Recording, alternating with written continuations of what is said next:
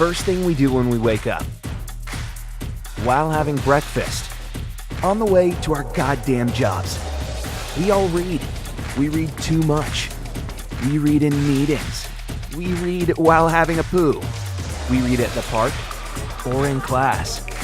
Even driving, we don't give a shit. We read at home with our kids or at dinner with our partners because we don't fucking care about them. We love to meet up with our friends and read shit together. It doesn't matter if it's fucking freezing or the sun's hitting our ugly faces. If we're on vacation, we're watching our favorite team. First things first, and we need to read. Oh, did I say read? I meant scroll. Don't be an asshole. Turn the airplane mode on.